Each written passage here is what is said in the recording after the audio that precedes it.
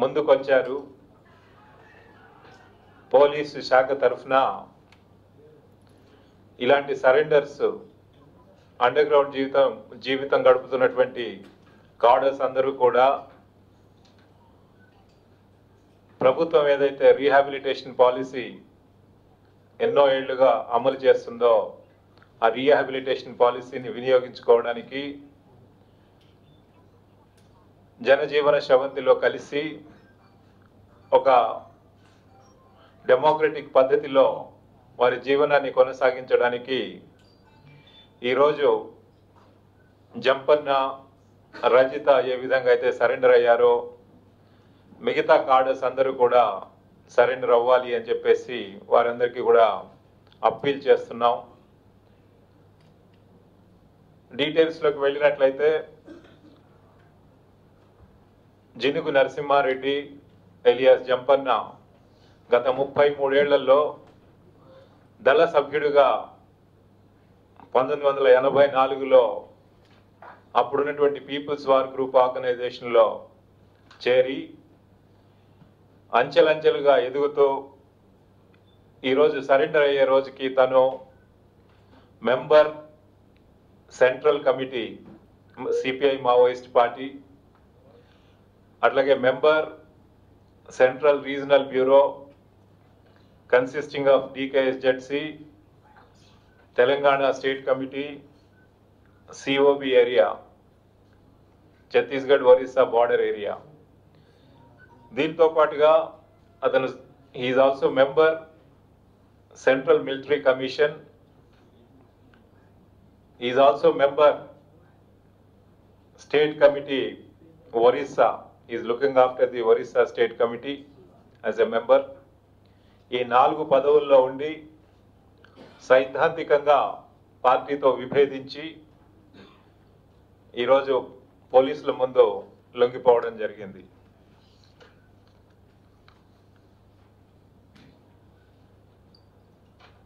జినుగు నరసింహారెడ్డి గత చరిత్ర చూసినట్లయితే ఇతను ఒక సామాన్య రైతు కుటుంబంలో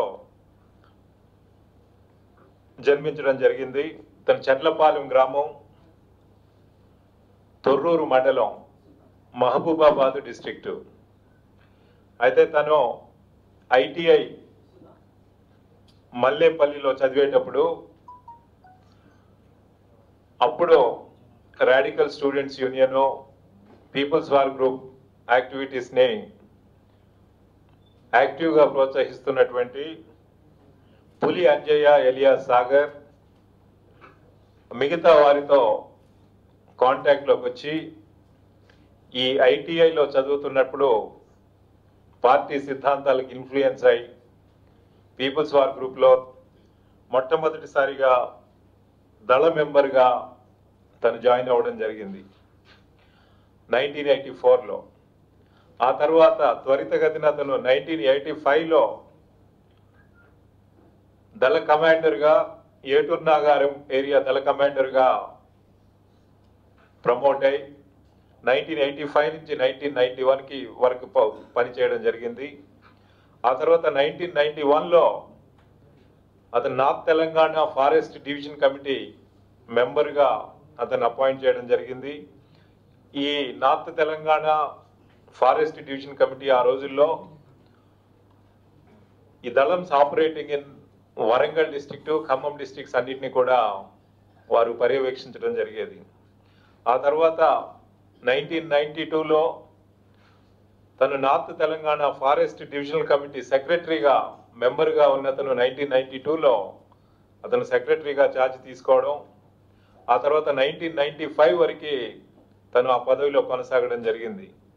అయితే 1995 నుండి అతను NTSZC north Telangana special zonal committee, అప్పుడు ఆదిలాబాదు, నిజామాబాదు, ఖమ్మము, కరీంనగర్, వరంగల్ డిస్ట్రిక్ట్స్, ముఖ్యంగా ఈ హైలీ ఎఫెక్టెడ్ ఏరియాస్ జిల్లాలు ఏవైతే ఉన్నాయో ఈ north Telangana special zonal committee మెంబర్గా 1995లో ఛార్జ్ తీసుకొని అతను 2000లో secretary north Telangana special zonal కమిటీగా ఎదగడం జరిగింది. ఆ తర్వాత 2001లో 9th కాంగ్రెస్ జరిగింది. 9th కాంగ్రెస్ జరిగినప్పుడు ఇక్కడ అబుజ్మాడ్ ఏరియా ఛత్తీస్గఢ్లో ఈ పార్టీ కాంగ్రెస్ జరిగినప్పుడు దాంట్లో తను సెంట్రల్ కమిటీ మెంబర్గా ఎలివేట్ అవ్వడం జరిగింది, సిసి మెంబర్గా 2001లో. ఆ తర్వాత 2003లో మిలిటరీ కమిషన్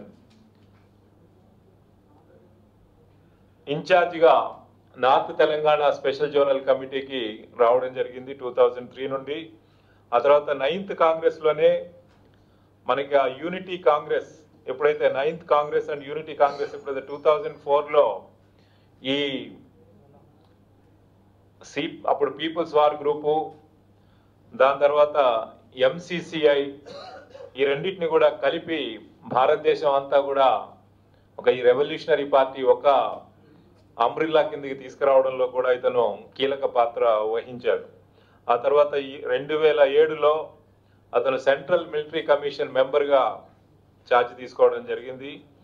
తర్వాత ఈరోజు ఇంతకుముందు చెప్పినట్లుగా మెంబర్ సెంట్రల్ కమిటీతో పాటుగా తన member central regional bureau, member central military commission and member looking after the Orissa state committee, ఈ 4 రెస్పాన్సిబిలిటీస్తో తను డిశ్చార్జ్ చేస్తున్నటువంటి టైంలో పార్టీతో సైద్ధాంతికంగా విభేదించి ఈ జనజీవన శవంతిలో కలవడానికి పోలీసుల ముందు లొంగిపోవడం జరిగింది.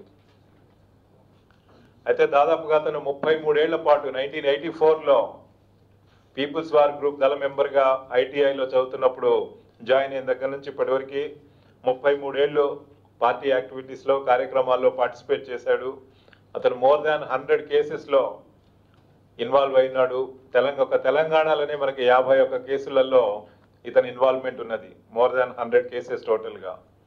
అతని మేజర్ అఫెన్సెస్ చూసినట్లయితే అప్పుడు ఆ రోజులలో సెన్సేషనల్గా జరిగినటువంటి కొన్ని కేసులు, ఉదాహరణకి మనకి ఇప్పుడు జయశంకర్ భూపాల్పల్లి జిల్లాలో ఉన్నటువంటి వాజీడ్ పోలీస్ స్టేషను 1991 ఫిబ్రవరి 22 రోజు అటాక్ చేసి అక్కడ ఉన్నటువంటి ఒక కానిస్టేబుల్ని ఇంజ్యూర్ చేసి ఆ పోలీస్ స్టేషన్లో ఉన్నటువంటి 14 ఫైర్ ఆర్మ్స్ని వాళ్ళు దోచుకెళ్ళడం జరిగింది, అంటే తుపాకుల్ని కొల్లగొట్టడం జరిగింది. ఆ తర్వాత ఇంకొక మేజర్ అఫెన్స్ 1991 జూన్ 15th రోజు చలపాక గ్రామం ఏటూర్ నాగారం పోలీస్ స్టేషన్ లిమిట్స్లో, ఇప్పుడు జయశంకర్ భూపాల్పల్లి డిస్ట్రిక్ట్లో, ఆ రోజులలో ఎలక్షన్ డ్యూటీ చేసి వాపసు వస్తున్నటువంటి పోలీస్ జీప్ని బ్లాస్ట్ చేయడం ద్వారా Santosh Kumar inspector, Kishore Kumar sub inspector, 4 other constables ఆ ఇన్సిడెంట్లో చనిపోవడం జరిగింది. ఈ కేసులో కూడా తను ప్రధాన పాత్ర వహించడం జరిగింది. దీంతో పాటుగా మనం ఇంకొక సెన్సేషనల్ క్రైమ్ ఆ రోజులలో జరిగింది. మనకిప్పుడు భద్రాద్రి కొత్తగూడెం జిల్లాలో ఉన్నటువంటి కరకగూడెం పోలీస్ స్టేషన్ పైన అప్పుడు జనవరి 10వ తారీఖు 1997 ఆ రోజున ఈ కరకగూడెం పోలీస్ స్టేషన్ పైన అటాక్ చేసి అక్కడ ఉన్నటువంటి మొత్తం 17 మంది పోలీసు అధికారులని, సిబ్బందిని కూడా చంపేసి ఆ పోలీస్ స్టేషన్లో ఉన్నటువంటి వెపన్స్ అన్నింటిని కూడా లూట్ చేయడం జరిగింది. He was also the man behind the formation of a new divisional committee, కొత్త divisional committee Kalahandi, Kandhamal, Boudh, Nayagarh DVC divisional committee form చేయడంలో ఇతను కీలక పాత్ర వహించడం జరిగింది.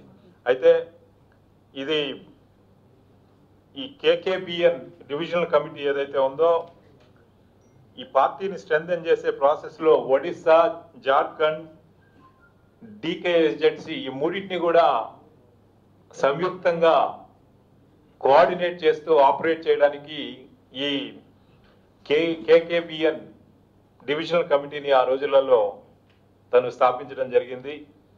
అయితే ఇతను సరెండర్ అయిన తర్వాత ఏ కారణాల చేత నీవు సరెండర్ అవుతున్నావు అని చెప్పి మనం అడిగినప్పుడు పార్టీతో సైద్ధాంతికంగా నేను విభేదించాను కాబట్టే పరిస్థితులకు మారుతున్నటువంటి పరిస్థితులకు అనుగుణంగా, సామాజిక ఆర్థిక పరిస్థితులకు అనుగుణంగా పార్టీలో మార్పు రావడం లేదు కాబట్టి నేను పార్టీతో విభేదించి సస్పెండ్ ఈ పార్టీ నుండి బయటికి వచ్చి సరెండర్ అవ్వాలి అని చెప్పేసి నిర్ణయించుకోవడం జరిగింది అని చెప్పి చెప్పడం జరిగింది.